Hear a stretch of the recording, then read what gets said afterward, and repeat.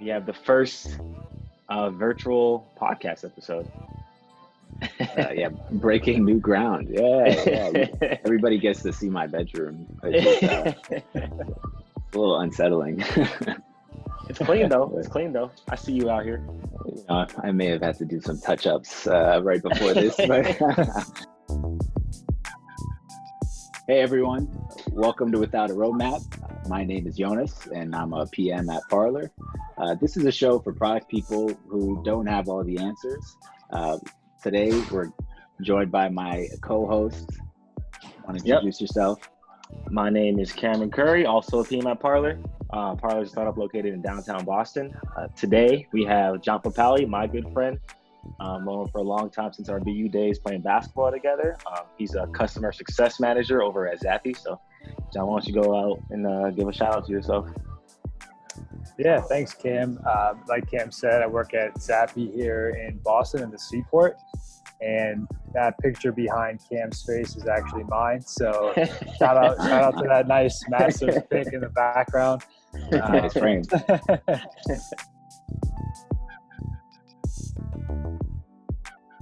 So today we're switching up a little bit. Instead of having a product guest like our last two guests, Eliana and Caitlin, we decided to have JP come on and give us his perspective as a customer success.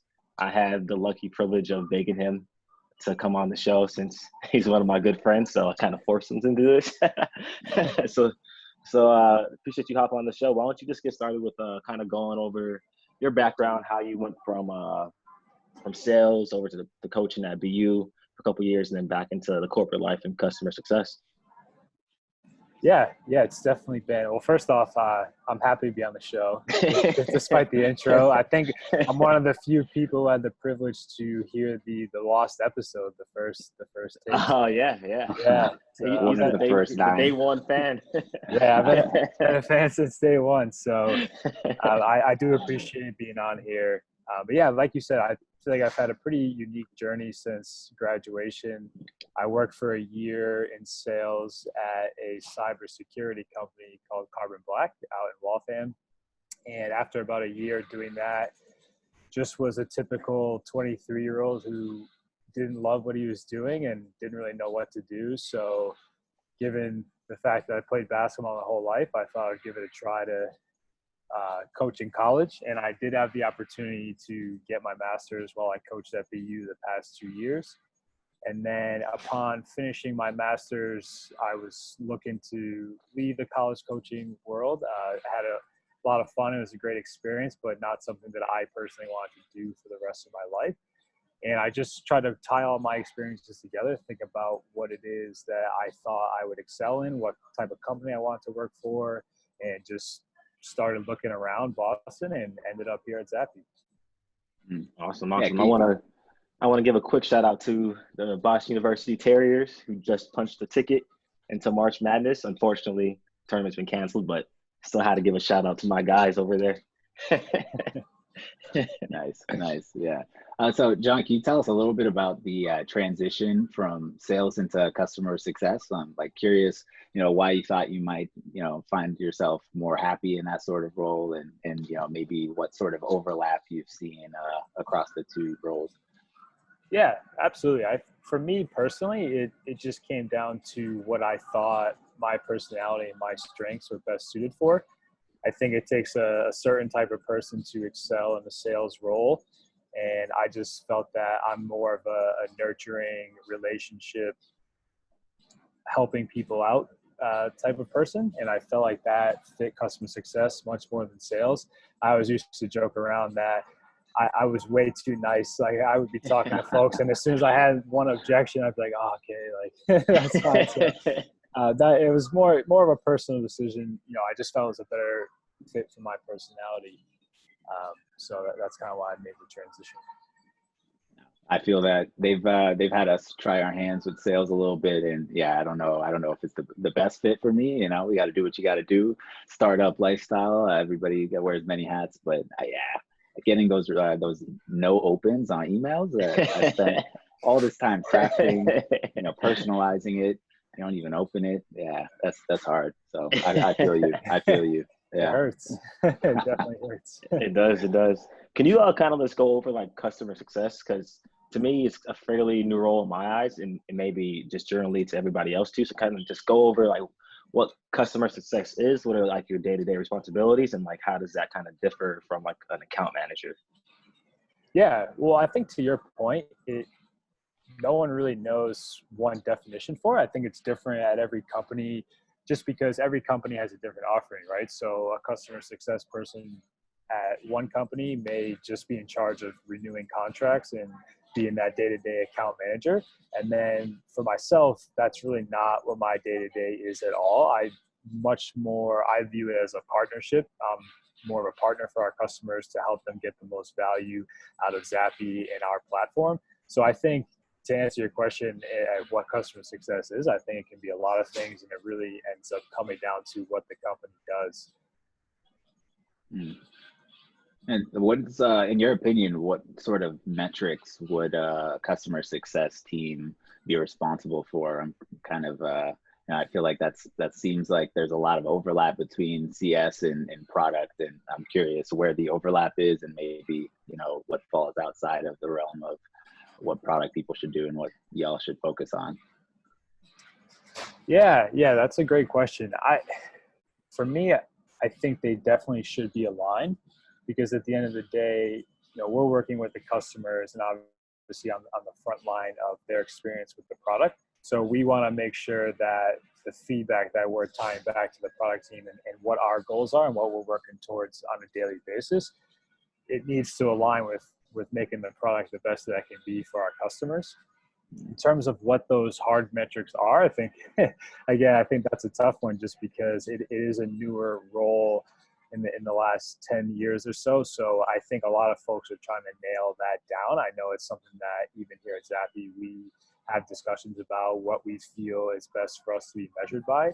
So it's tough. I think, having people using the platform, expanding their usage, things like that are things that can tie both into us as a customer success team, because we're the ones working with the customers to get them to that place, but also the product team, because they need to make the products get to a place where customers are able to expand their usage. So yeah, that makes sense. I like how you mentioned like making sure that the product, I'm not sure if you mentioned this, but like how I viewed or interpreted like what you said is like making sure that customers are getting the stuff they need in order to be successful within the product. And I know like as product people, like we can kind of fall in the trap sometimes of just like building this new cool stuff, because like that's what we like to do. Like that's why we're PMs, to build new cool stuff, but it doesn't always translate to like providing the best value to customers, because we can kind of be misaligned, because you guys are the ones, customer facing people are the ones receiving most of the feedback from the customers, because since you guys deal with them on a day-to-day. And so kind of want to ask you, like, how do you think like the collection and like organization of feedback that you receive from the customers should like kind of be done and kind of like handed off to like a product team, just to make sure that like we're tightly aligned, we're all moving in the same steps, so we're not like building a new feature that no one's going to actually use or find valuable? Yeah, I think it definitely should be in a place where it can be streamlined and almost automated, so that if I get feedback, it's coming directly from my customer, ideally right on our platform. So then it lives in a place where maybe I can consolidate it, but then you being on the product side, you can go on to the same view or the same tool and say, okay, John got this feedback today. I know that this other CSM also got the same feedback. This is something I should probably prioritize, rather than, I feel like a lot of the time the process is someone tells me something when I'm talking to a customer. I have to then go and submit a ticket or do something or consolidate it in some other place. They have to then be alerted to it, or they're not alerted to it, and maybe they just are sifting through. They see it, someone picks it up, and it kind of just, there's so many steps, I feel like. Yep. Whereas if there was a process where it could just live in one place, and even our customers can do it right on the platform and not even have to take that step to reach out to me directly. It's right there for them, and they can just leave it and know that I'll see it. I think that would be ideal. Yeah. So I actually was in a like account manager, customer success role as an intern as my last company, and then when they hired me, I came on full time as a product manager. So I actually got to see how both of those kind of roles interacted. And yeah, it was super interesting that, you know, there was a lot of feedback coming in from all these different people, whether they're like, you know, business clients, like on the B2B side, or the consumer. But, you know, the way that we were submitting it to the product team was basically all treated all the same. And that's where we found issues with the product team actually like taking action, is because they kind of lacked the details in order to, you know, make solid prioritization around the feedback. It was just kind of like a mismatch of a bunch of different things that people want. And when you kind of like lose control or lose all the details that are like going to help them actually prioritize it, you know, it makes it hard for them to make a decision. And then in the end, the customers end up upset because, you know, they actually, you know, nothing's done. And that's, I think, the worst case scenario. And that's, I don't know, I think probably what the CSM's like, you know, main job is when it comes to working with product people, is probably to like, you know, provide the details necessary to make sure that a product person understands the value necessary, or the value in this, you know, product update or request. Yeah, for sure. I feel like it goes back to Cam's point that he was making before about tying everything together, and that there's definitely a need to build those shiny new things that are awesome, but also you have to have the context behind there's a lot of steps to get to that end place, and sometimes customers may not be in a place where they're ready to use that end shiny new thing. And to your point, exactly, I think tying everything together so that you guys can prioritize things and know what the customers are looking for specifically definitely helps. Yeah, I feel like it's a balance in that, because I'm sure like not everybody, like the goal is to obviously to have everybody have a seamless, flawless experience within your product, but like that's not always going to be the case. So I feel like it's also important to like understand like who the feedback is coming from, because I feel like not all users are equal. Like sometimes you can have like a really big account where like if things are like completely breaking, you got to just focus all your efforts on making sure like that customer is good to go, instead of just trying to like just please everybody at the same time, because then you just fall in a trap of not doing anything of importance because you're trying to satisfy all the fires at once. Yeah. Amen to that. All right, let's kind of switch over to maybe like your experience as a CSM, because it's been about almost a year now, right? You over at Zappi? Yeah, coming up on a year. Well, congratulations early. What's been the most surprising thing for you in your customer success adventure so far?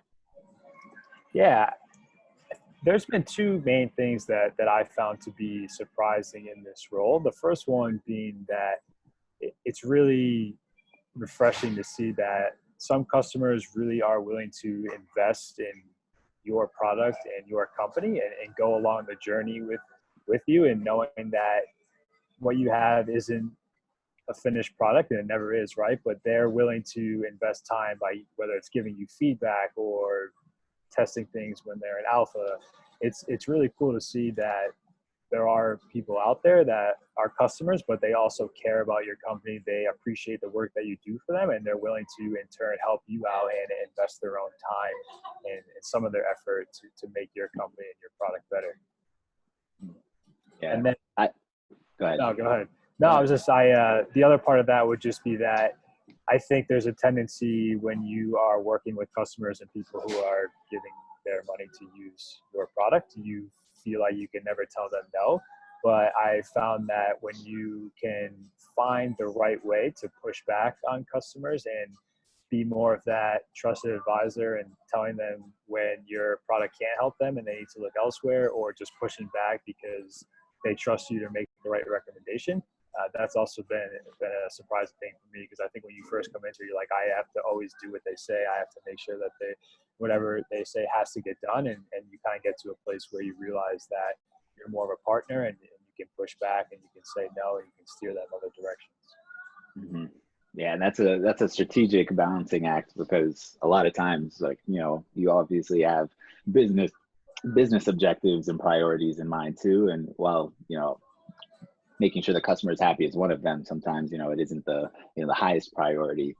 So that's interesting. That is a balancing act. And then to your first point, yeah, like I feel like philosophically, I think that like people are inherently good, and even though they're paying for your product, like they're going to be willing to work with you, as long as they understand that you're working in their best interest, to some degree. It's just kind of something to keep in mind in any business.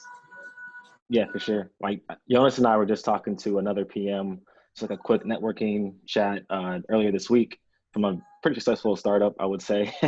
not gonna name drop, but he was kind of like echoing the same thing, like just trying to include like your customers in the process of like the decision of like either pushing back or trying to get them to understand like, hey, we can't get everything you want, or like maybe we're still in the process of building, like it's in the alpha stage, but just including them in the decision. And like, cause they're going to understand like, look, they've probably been in the same situation where they can't get everything they want for a client, and they have to push back and say no sometimes. Like, so saying no is probably okay for the majority of the time because people are going to understand. Mm-hmm.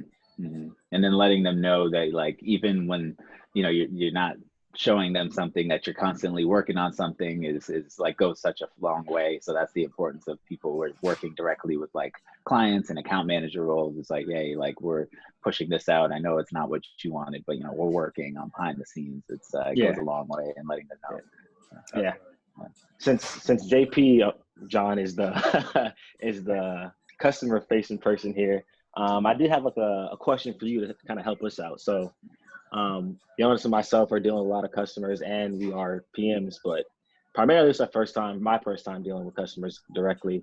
How do you kind of balance the act of, say, there's like a problem going on with the customer's experience in the platform, but the PMs and engineers are strapped and they can't fix the solution because they're working on this new feature that should greatly improve their experience, but like that feature is taking priority, so they obviously can't fix the bug like right away, and they're just constantly hitting you up via live chat and emails like, "Yo, what's going on?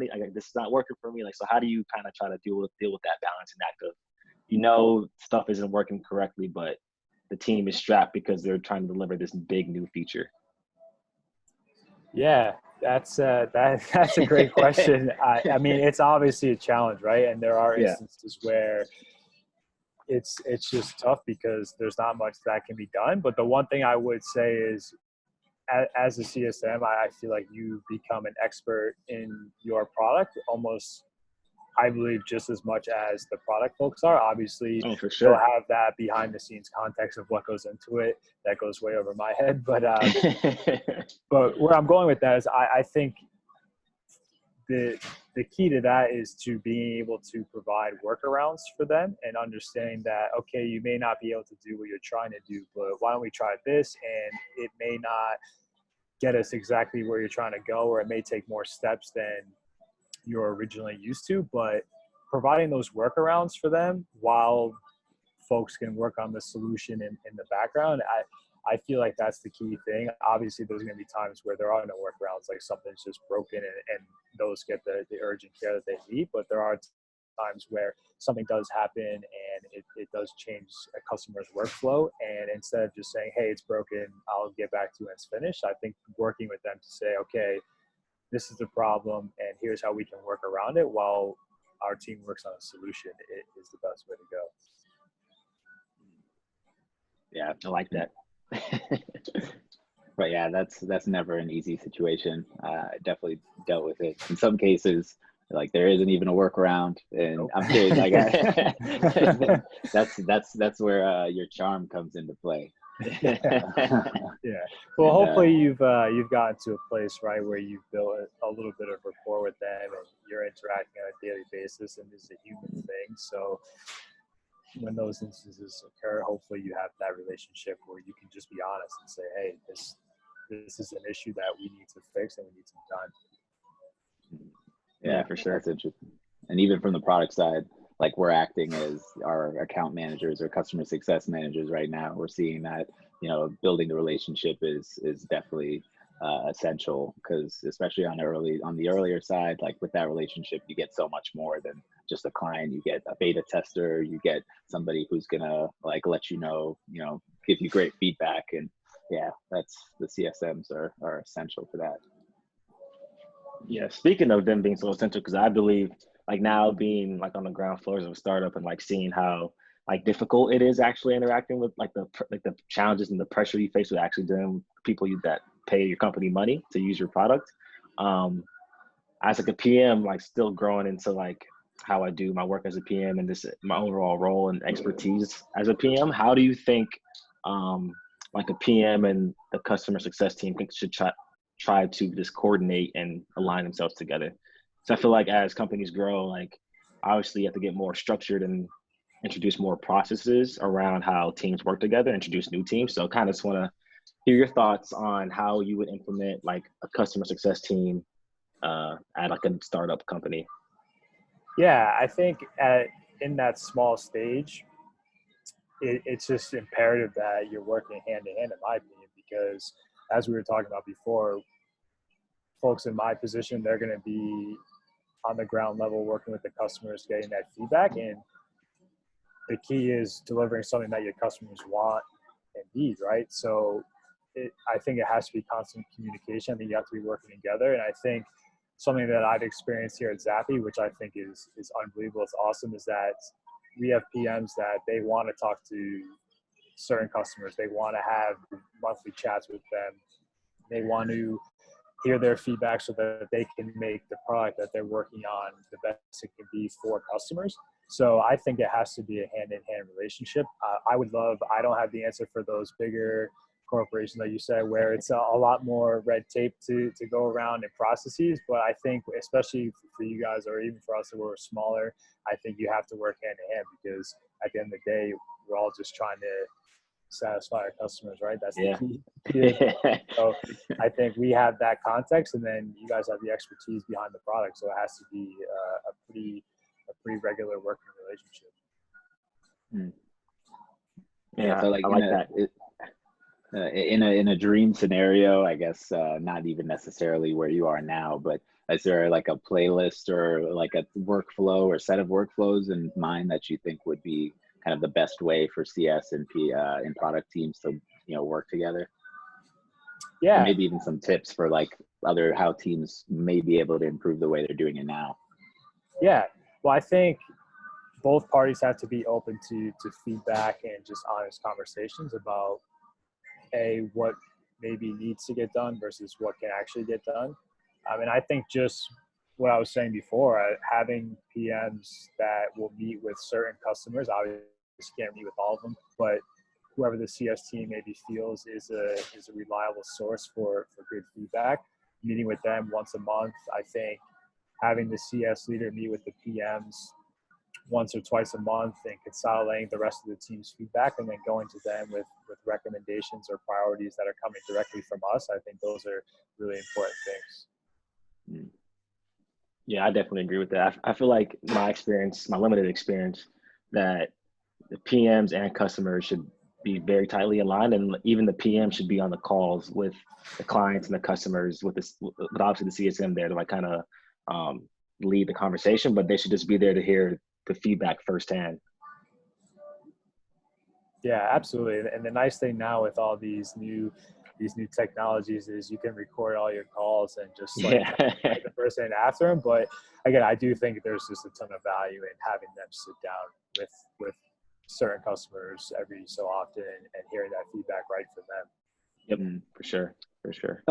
One last thing on this topic. Like I was just doing some research right before this, and it sounds like the vast majority of companies say that they think the CS and product teams should be working closely together, but only like a much smaller percentage are actually doing it actively. And I'm curious why you think that might be the case. Like understanding just the way we work, there's clearly a lot of overlap in what sort of metrics we might be responsible for. Like, why do you think there is like that lack of coherence? Yeah, the one thing that I could think of as being a potential issue is just like an overload of feedback. And if there are teams out there on the CS side that are just having a hard time prioritizing things or understanding what the roadmap is for the product team and just kind of throwing things at them nonstop, I can see that just causing an issue in the communication and not having the teams work closer together, because I can imagine how that would be frustrating for people in your shoes, where you have a roadmap in mind and then you have people just kind of throwing random feedback at you nonstop. And it's more of a, why isn't this working? Why hasn't this been built yet? Versus this is our mission. We know where we're going. And if we can add these in along the way, that would be super helpful for the customers. Yeah. It's like kind of trying to separate like the current friction points or like bugs popping up in the platform versus like the value that you want to add as a product person. Exactly. Yeah. Mm-hmm. Cool. Yeah. So it sounds like the answer is like, basically teams need to work organizationally to create these initiatives and workflows, and to make sure that there is that that working together in unison. That's good feedback. Thanks. Cool. I think that about does it for us. I think we're popping up on my free Zoom account 40-minute limit. I got a little pop-up. True startup life there. Hey, we're scrappy. We're getting it done. Yeah. All right. Well, I appreciate you coming on, John. Big shout out to you for doing this and giving us the perspective of someone on the customer facing side that I feel like most product people don't actually get to see or hear from very often. Yeah. Thanks for having me on, guys. I really appreciate it. I'm a huge fan, so this is really cool. Cool. Yeah, appreciate you, man. It's been a pleasure having you on. Thanks to everybody who's watched. Hope you're staying safe out there. Tune in next week for our next episode. Don't forget to subscribe. We need to get those subscribers up. This is grinding true. out here. This is true. Come on. Look at us. Come on.